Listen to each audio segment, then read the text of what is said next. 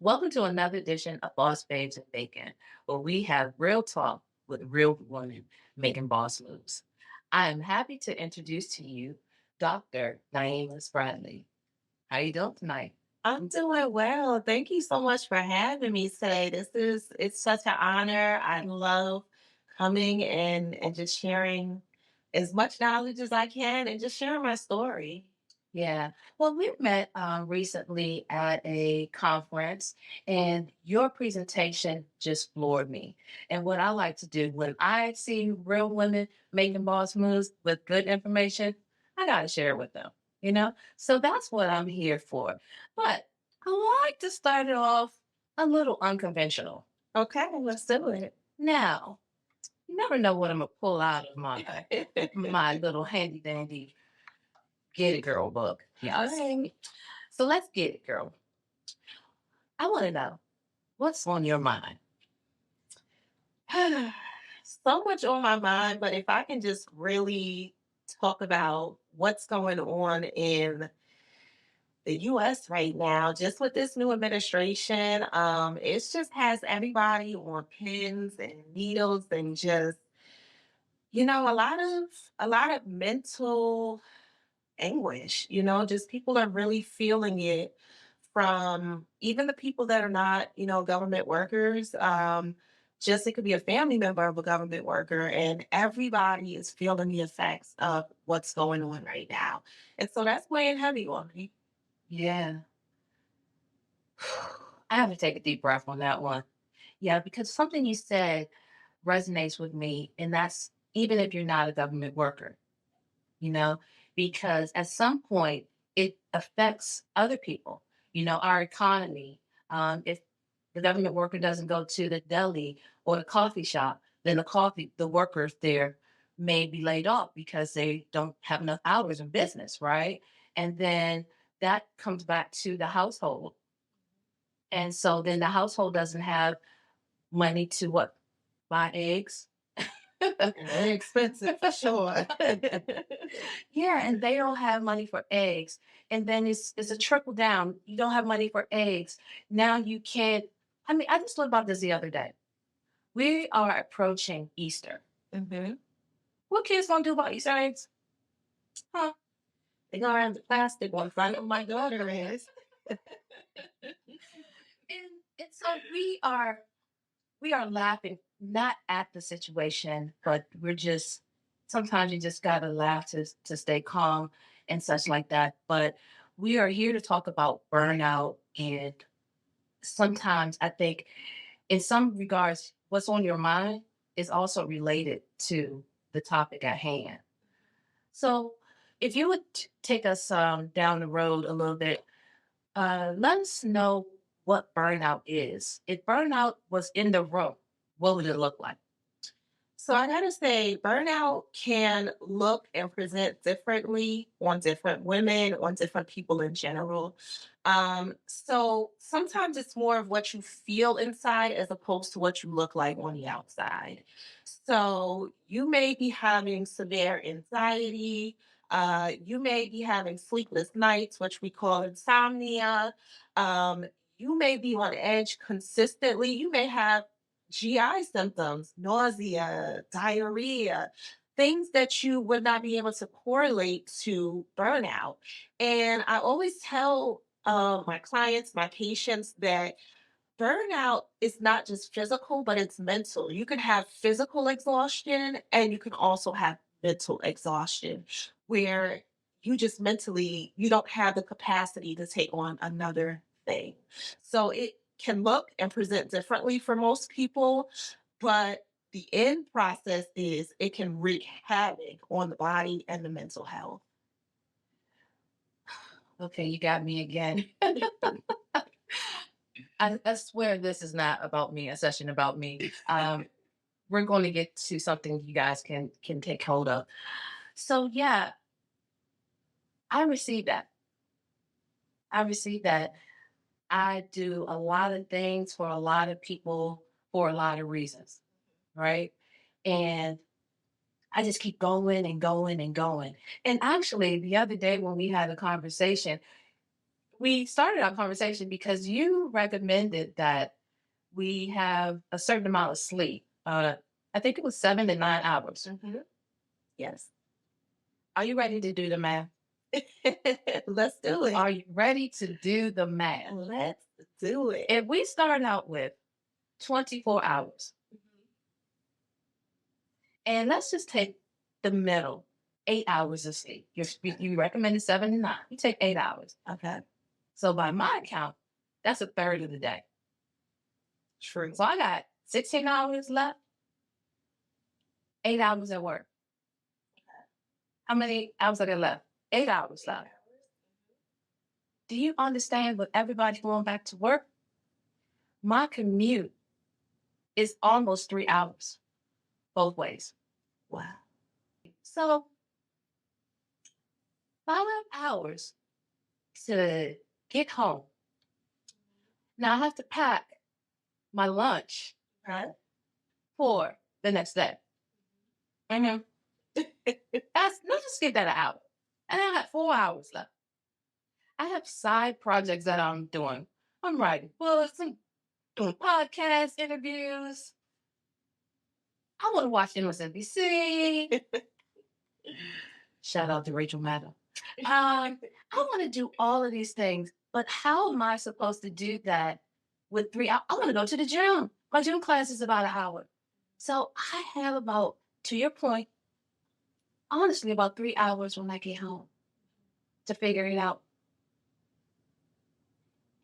That is why I am up till 11 o'clock trying to do everything and getting 3 to 4 hours of sleep. The doctor is in. Give me a strategy. So it's all about prioritizing what we need. And the problem that we have, especially as women, especially as Black women, is we don't prioritize us and our health. So when I talk about getting sleep, that's prioritizing our health. So of course, we can't add any hours onto the day, right? But we have to make sure that we are making use of the hours we have and making sure that most of those hours are for us. Okay. We do for others, we pour into others, and then we get down to us, and it's like, oh, I have an hour for myself, or I have, 2 hours for myself. But in all reality, we have recommendations in place of what the amount of hours should be, but I always tell my patients it's one step at a time. So it's about creating different habits to get different results, right? So if you know that you need to have an extra hour of sleep, then you have to kind of look through your schedule and see where you can pull that extra hour from. For me, I noticed that I wake up earlier. Okay. And so I start my day maybe an hour or two before, people in my home are waking up. And that's pouring into me. So even though it's like we have to find a way to pour into ourselves. And when I say health, yes, we need the sleep, but pouring into ourselves is affirmations, is taking time out to mentally pour into ourselves, our inner selves, not just our physical appearance on the outward side. And so just making sure that you can figure out where the hours are going and where you could actually make the difference. If you can't get in 7 hours, strive for 6 hours and see, okay, where can I pull another half an hour, where can I pull another hour from? So we have to start somewhere to get to an end goal. So even if you're getting 3 or 4 hours, you need to say to yourself, well, how can I pour a little bit into something else? Or I should take out from something else to pour a little bit into me, to get the hours that I need. It's a process. We have habits in place, and habits can be broken. And so taking small steps can help you to get to healthier habits. I like that. I recently, okay, so on my way to work just the other day, I did something different. instead of listening to the radio, um, or songs with music, something that I can jam to get me through, I put on affirmations.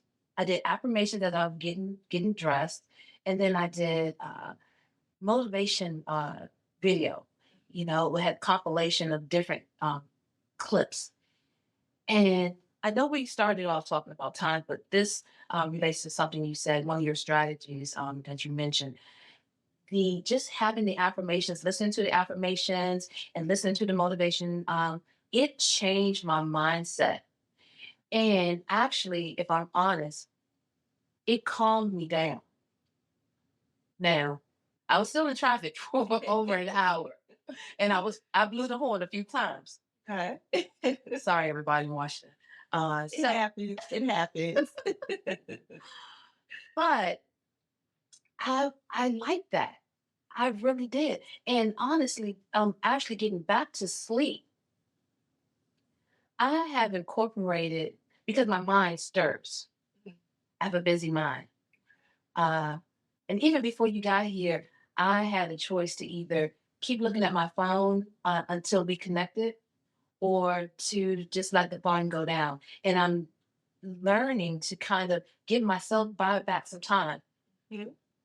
by taking away, as you were saying, seeing where you can get that time back Right. by disconnecting a little bit from my habits routine. So going back to my sleep routine and quieting my mind, I am now using affirmations to slow me down. Mhm. I'm using the sleep uh, thing to kind of slow me down. I've even put my phone in another room at times. Mhm. Uh, can I just tell you, because your daughter's how old? She will be 9 in April. I think our parents were onto something when they gave us a bedtime. Absolutely. Absolutely, they were. Will my father or my mother please give me a bedtime because this adult, she is just running crazy in the world. What do you say? Give yourself a bedtime. And I gotta tell you, I read this book called The Miracle Morning, and it changed my mindset with so much. So the Miracle Morning is about literally getting up and doing establishing a healthy routine that is pouring into yourself. And so with my Miracle Morning, I started getting up earlier to pour into myself. And that's with the affirmations. I do my devotionals. I do a little bit of exercise. I journal, and I do all of that within an hour's time. But it's pouring into me, and it really has made a difference. I used to get up and have to go, go, go, go quick and be in a hurry. I'm starting my day in a hurry. I'm ending my day in a hurry. My day is in a hurry in throughout the day. And so how you start your day is typically how the day is going to go. And so doing the miracle morning, that made me go to bed earlier. And so it was a kind of a domino effect. So, okay, if I got to get up earlier, I'm gonna have to find a way to go to sleep earlier so that when I do wake up, I'm not waking up groggy and just I'm waking up feeling refreshed and ready to take the day on and looking forward to telling myself affirmations and reading a new devotional and doing my little bit of journaling. So it's about creating new habits and creating healthy habits.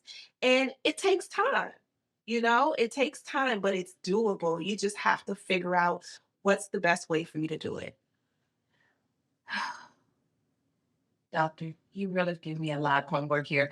We're going to move on a little bit and get back to some of the education of burnout. I would like us to talk a little bit about the myths and the misconceptions about burnout. Mhm. So, one huge myth is that burnout makes you feel or makes it seem like you're weak. Absolutely not. The problem is we are always trying to be strong until the body says enough is enough. And when I say the body, that means our physical health and that means our mental health. They're all connected. And so this myth of, oh, I just got to keep going and keep going, especially for Black women, this superwoman complex. I have to elevate and overachieve and be the best at every aspect of my life, from being a mom to being a career woman to being a friend to being a sibling. You feel like you have to excel in all of these areas. And that's number one, what leads to burnout. That's what leads to it. Trying to be the strong Black woman that notion has been put and instilled in us, that we have to show up as this strong Black woman or this strong woman. And that's how burnout starts to creep in. And once it creeps in, if we don't get a hold of it and get the help that you need, it will take over. And before you know it, you'll be down in a very, very dark place if you don't get the help you need. Oh my goodness. You you said all that without saying my name. How amazing. I'm stunned. Gosh. Hold on, let me go to my notes because you just got me there.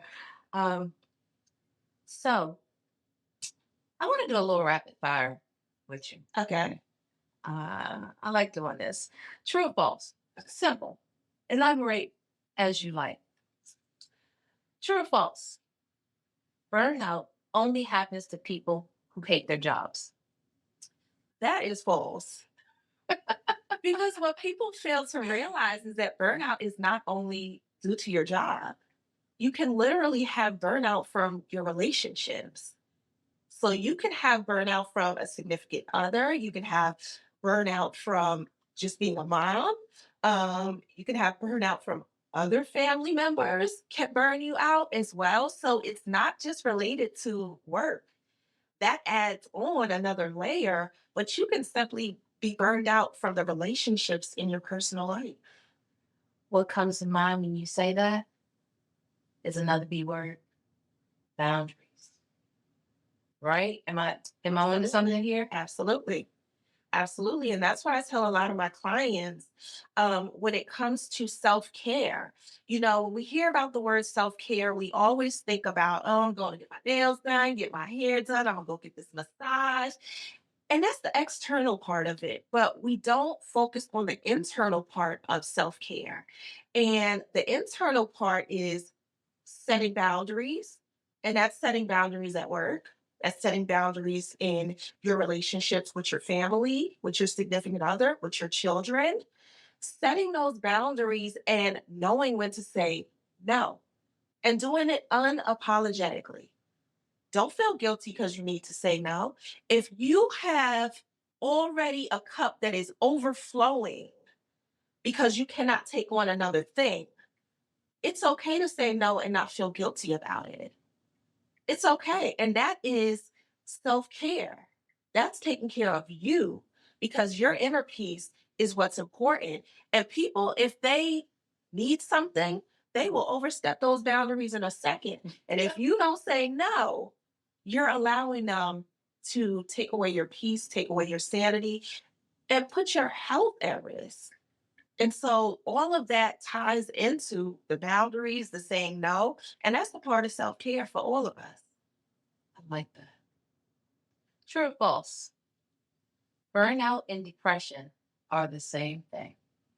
So that is false as well. So depression can be a symptom of burnout, but not everyone that has or experiences burnout will have experience of depression. So like I mentioned, burnout can present differently. It can present as anxiety for someone. Anxiety is different than depression. It can present as just extreme fatigue, actually feeling like, saying, oh, I've gotten 10 hours of sleep. Why do I feel like I've gotten 1 hour of sleep? So, depression is different from burnout, but it can definitely be a symptom that can present for burnout. Oh, interesting. Let's see. Which one do I want to do next? Oh, okay. Okay. For all my girls who like to take vacations, Okay. true or false? If you take a vacation, will burnout go away? Yes. Okay. So I'm going to say that is true. But I'm going to say it's true with a little twist. So will it go away? Not necessarily. But what vacations give you the option to do is to reset. Okay. And so speaking of vacations, to all my women out there, outside of being a physician in the medical practice and owning my medical practice, Refresh Health in Laurel, Maryland, I also host retreats. And I have a retreat coming up in September, the 3rd through the 7th, and it is called the Reset Retreat. And it is going to give us women a chance to reset, recharge, and refill our cups up. Because, yes, going on vacation can help you to restart, just restart things over to give you a clearer mindset, to be able to relax you, to be able to just put you in a place of ease. And that's what vacations do for you. So, absolutely, vacations can help to alleviate some of the burnout, but it's more of a journey than just a vacation. But it absolutely can help. Where's your retreat at? So my retreat is going to be in Costa Rica. Costa Rica is so beautiful. I've gone there before. It's such a serene location. And that's what I wanted. I wanted to have a location where you feel like royalty. You feel like it's an oasis. You feel like you're going to get spoiled. There's going to be a chauffeur, a private chef, spa services, a butler, ocean, the rainforest. It's like it's going to be the best of so many worlds. Okay.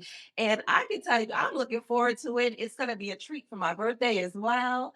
And so, it's just going to be a really amazing experience for all the women that will come. Yeah. So before we shift into the next segment, I want to give you opportunities that you mentioned your retreat. Tell us a little bit about yourself and some of the services that you provide for women. Sure. So, of course, I'm Dr. Naima Spradley. I'm a board certified family medicine physician. I've been practicing for over 10 years. I am the owner and founder of Refresh Health in Laurel, Maryland, which is a medical practice.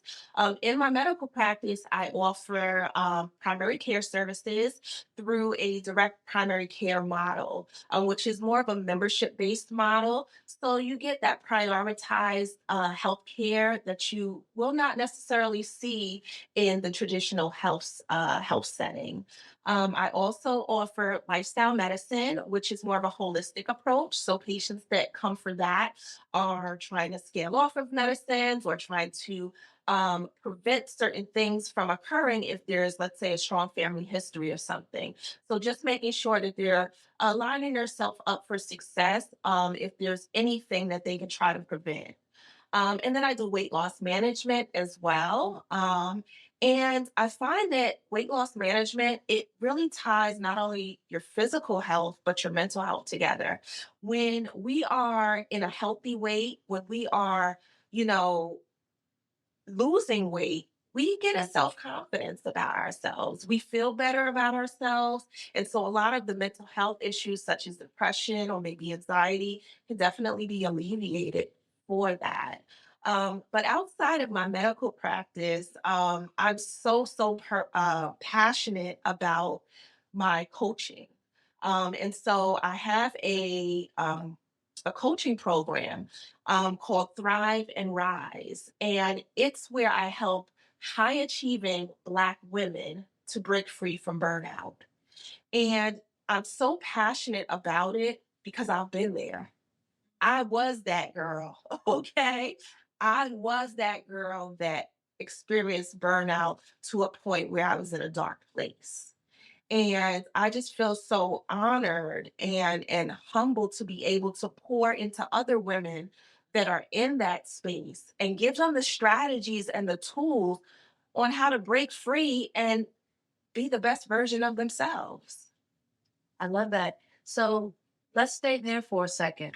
Um, Give us a few gems from your coaching program. Sure. So with my coaching program, there's three strategies that I really hone on with my clients. The first strategy or the first step is making sure that you recognize that you have burnout, that you're experiencing burnout.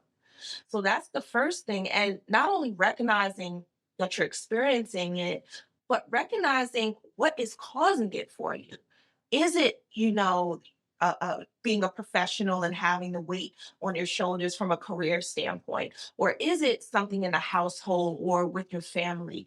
Realizing where those triggers are for burnout so that you know what we need to really tackle, and then resetting your mind. It's a mindset shift. Like I mentioned, we are so caught up in saying we have to be this superwoman and we have this superwoman complex and this strong black woman, and it's embedded in our head. And so reprogramming what we are so used to having to be is another thing. And so that's the first step. The second step is rebalancing your physical and mental health. Because when we are in chronic stress, which is what we see with burnout, our hormones are out of whack, so they're imbalanced.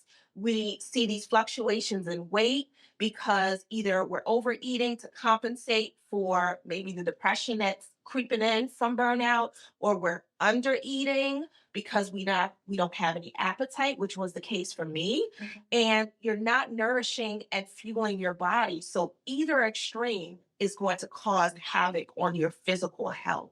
And physical and mental health are connected. And the third and final step is reimagining your life outside of burnout. So actually envisioning what you want your life to look like in your career, in your personal life, free from burnout, free from overwhelm, free from feeling like you're overworked, free from feeling like you're, you know, misunderstood, just free from all of that. Because at the end of the day, you can have balance in your life and still be successful in all areas of your life. So it's about re envisioning what you want your future self to look like. And that's the final step that comes with the program. That is so inspiring. Wow. And I think there's what I hear is that there's something comforting to have coaching come from a medical professional. You know, I imagine, and let me know if I'm out of place here, that if during the coaching program, if something comes up that you can address or you can identify medically, then you're in the right place. Someone who can help you with that. Yes. Absolutely. Absolutely. And that's why with our initial, when you sign up for the coaching class, the coaching program, we sit down and dive deep in with our initial visit on the medical aspect of things. How are you physically? Do we need to do blood work? I offer, in-person sessions or virtual sessions. So we dive into not only the physical effects of what burnout is doing, but what we can maybe look into that might also be kind of enhancing what you're dealing with when it comes to burnout. So by now, I know you guys are wondering, where can I find this wonderful lady at, right? So give our viewers a place to find you, whether it be your location in Laurel, Maryland, or even virtually, excuse me, not virtually, but yeah, social media. Absolutely. So I am on all the social media platforms, not yet YouTube, but that's coming next. But if you are looking for me on Instagram, I am at Refresh Health MPC. That's the same for TikTok, Refresh Health MPC. As far as Facebook goes, you can find me either on my personal page at Naima Spradley or Refresh Health Modern Primary Care. And just if you are in the DMV area, you can definitely find me at 14504 Greenview Drive, Suite 208, and that is in Laurel, Maryland, 20708. Please feel free to reach out. My regular website is www.refreshhealth.org. You can schedule a consultation. You can reach out to me via my website as well. Yeah, I'm definitely in the right place. And now that you have information, you know where the right place and who the right person is to help you with stress and burnout.